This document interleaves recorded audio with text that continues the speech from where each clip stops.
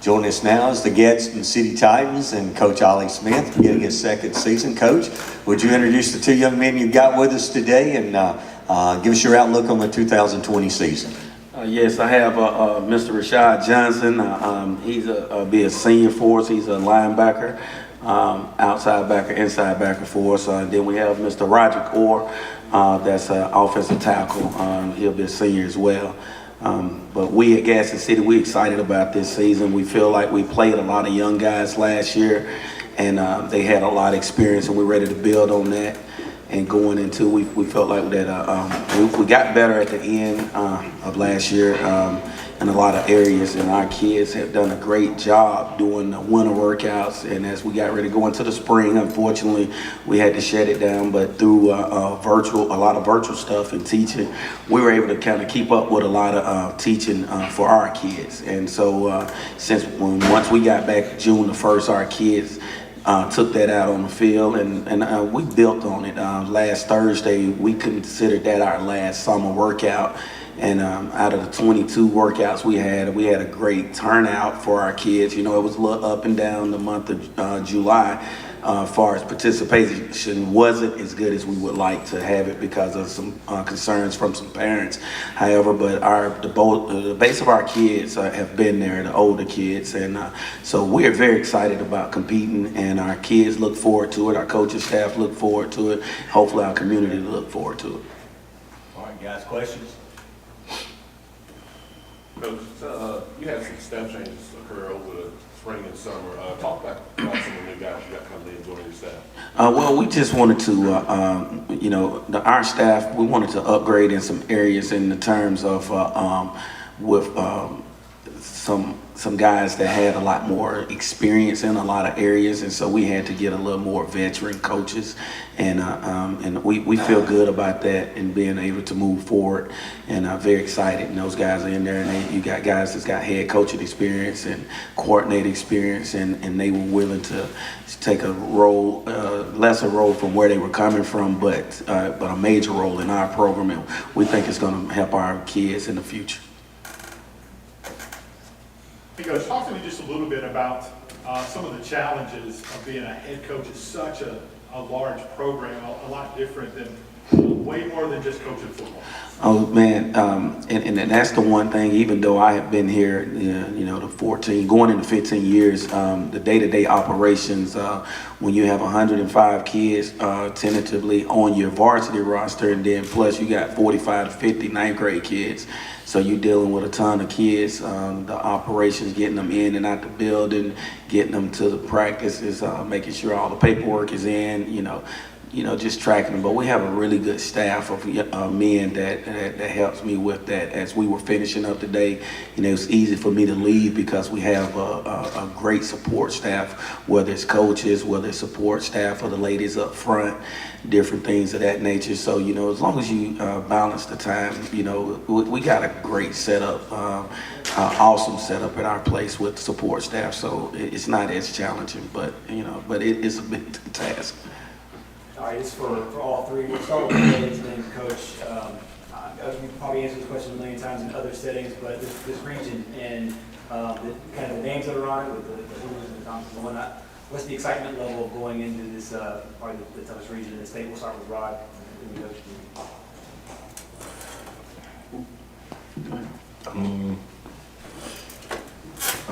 I say it'd be challenging. I'm glad we got put in the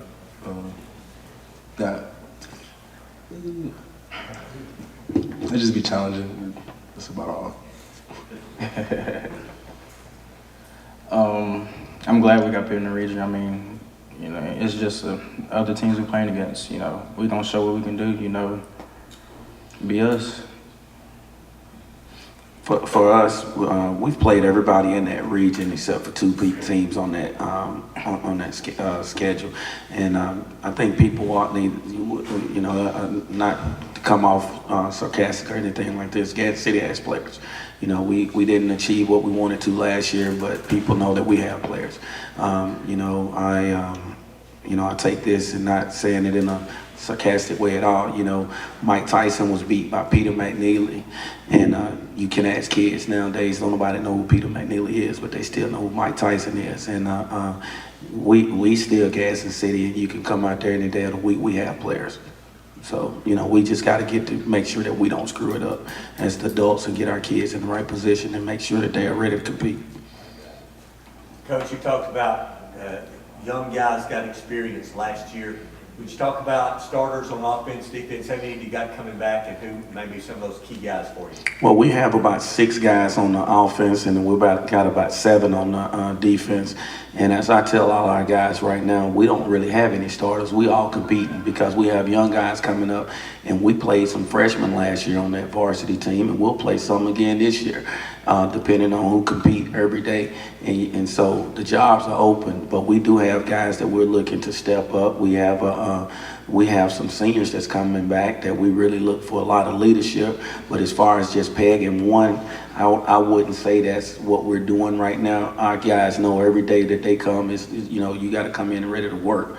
But we're looking for leadership from all our guys, and that's leading by example, being there on time, doing what you're supposed to when you're there. Coach, I know last season wasn't up to anyone's expectations, one loss wise, but talk about a few positive things that came out, maybe some silver linings that you learned about the kids. Well, what we tell our guys, well, what we've built on with that, we don't talk about it, we don't hide from it. You know, we were not a 1-9 team.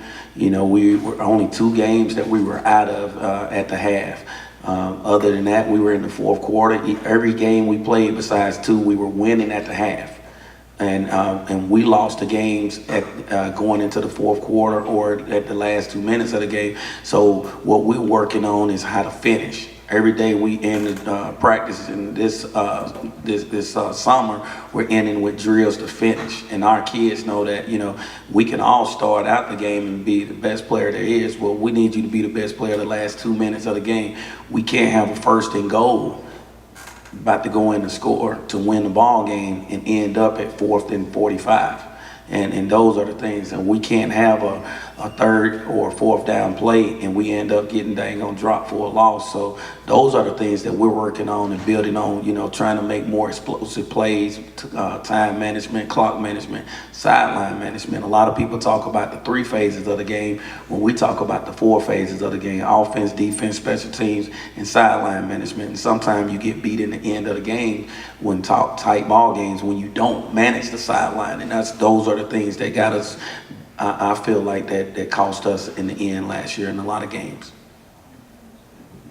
Coach, can you talk about your quarterback competition? I know Marcus Macon, I think, starter last year coming back, and then Brady Troop came over with his dad as you hired.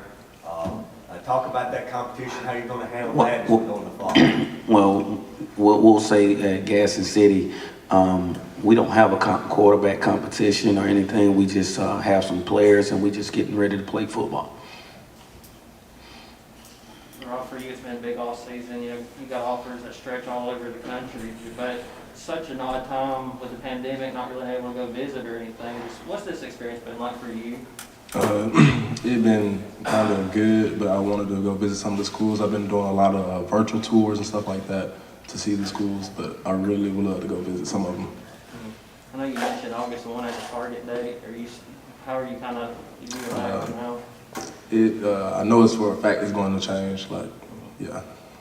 What's it been like for you, Coach? Obviously, you've dealt with a lot of recruiting throughout the years. It's been a big part of kids getting these offers. Just now, during the pandemic, you know, has it changed for you and you having to deal with the college coaches? No, it's actually been a little bit, when during the pandemic, it actually was good because some of them that you have relationships and you built relationships when they were assistant coaches and they head coaches now, and you're able to sit on the phone with them and able to do virtual stuff with them, and you able to grab some information and learn a little more from them and throw off ideas. So, you know, with that time, it's been good. You know, at one point, I'll be honest, we were mentally exhausted with recruiting at our place because it's like it never stops. So, you know, we go in and out. We have not to get this one going, but we have a young man that's a freshman at a couple of SEC schools who are already trying to offer, and we're like, no, we're not going there right now because that'll be 36 months or nothing, but they ain't gonna knocking on the door. So we're trying to slow that down before that train get going. Coach, you were talking about like last year you'd have things kind of sort of snowball on you in the second half. Do you think your leadership from your football team is going to be better this year? Because that comes with leadership, because when it starts going bad, you have to stop it. Yes, sir. So leadership is important at making that stop. And I definitely, that definitely is. This is a fun group to coach, and I think it'll be a fun group to watch, to get to play. They're very competitive with one another. A lot of them have been together for ages playing. Even Adna, a player or so here or there, they've been with those guys. If we could ever, with our kids, if we could ever keep the chemistry and people quit dipping into our bread of our young kids and tricking them and moving them, then we'll keep our guys together, and then now you don't have to kind of pull and then your leadership is there because of the chemistry. My senior year of high school, we won the state championship, but those guys, it wasn't like we had to, our coach was, all he had to do was manage it, but the guys had been together so long that it wasn't a lot he had to do. So I think in high school, that's the difference. When you keep your guys together from elementary to middle school to high school, then it makes it a little bit different. In the base of this team right here, they've been together since elementary or pee-wee ball, and that's the good thing. It's exciting to see them when you can pull back up old pictures in our youth league team, and you see a lot of these guys was on that team, and that's the beauty of this group right here. One quick aside, it's not about this year's team, but something that happened in the offseason, they had the NFL draft, and Darnell Mooney was one of the guys that was drafted. You've been keeping up with him, and I'm sure you've been keeping up with his progress. How proud are you of him as NFL training camp starts to get open? Oh man, we're very excited for Darnell, man. He's one of the guys that you would want your child to be to be a part and be around. Darnell's out there. He was, I guess, last Friday.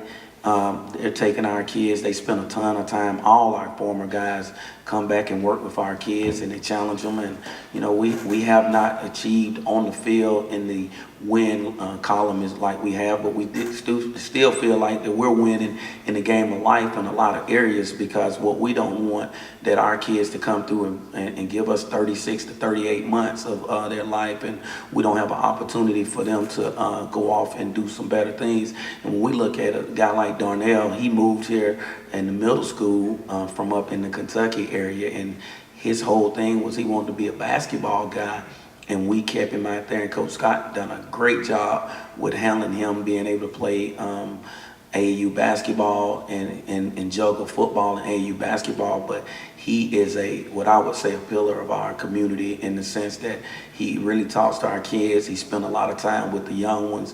And like I said, last Thursday or Friday, we did what was called like a combine type deal for all our seniors and juniors, because we couldn't take them out to camp.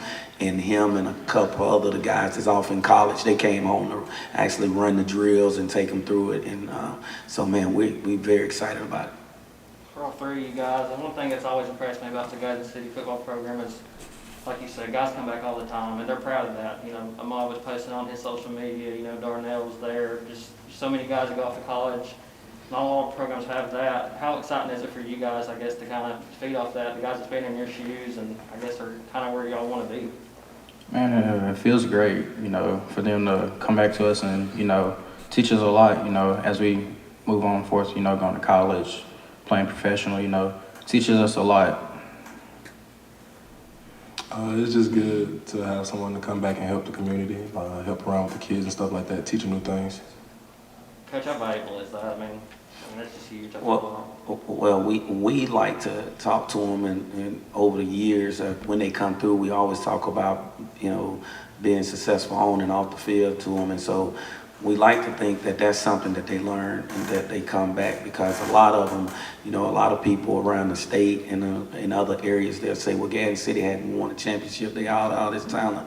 Well, why haven't they won a championship? Well, you look at the bulk of most programs in the state, well, there's only really one that has consistently won a championship over the last decade, and then you get some that get hot, so it's up and down. So we feel like we win a championship in the game of life when our kids do come back and spend time. You alluded to Ahmad. Well, you know, we have 8th grade kids that Ahmad has come back and spent time with, and he trained them and, you know, talked to them. And now hopefully we'll be able to hire Ahmad. He's gone off and gotten his degree and come back, and he was a 3-year starter at Tuskegee, and we're very proud of that. And we have numerous guys that's off playing athletics, but we have guys off in the military and doing other things, and they come back as well. And we want them all to be a part. And we try to talk to them about family and keeping that door open. And it is very valuable because they really get onto our kids if they go out, get into any trouble. You can pick up the phone and say, hey, can you handle this one? Or, hey, this guy's been through that one, because they all hadn't been success stories.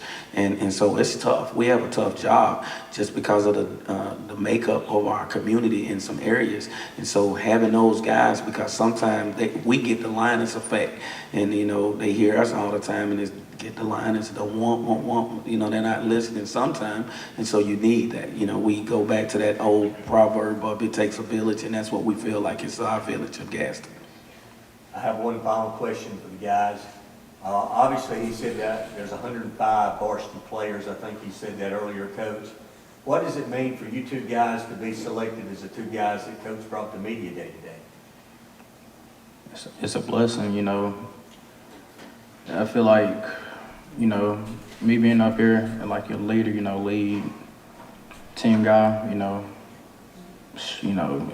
lead as an example on the field, off the field, anywhere in school, you know, just be a great player to the team. I'm just glad Coach brought me out here. That's all I'd like to say. All right, guys. We appreciate you coming today. Thanks a lot. Good luck to the Titans this year. Thank you.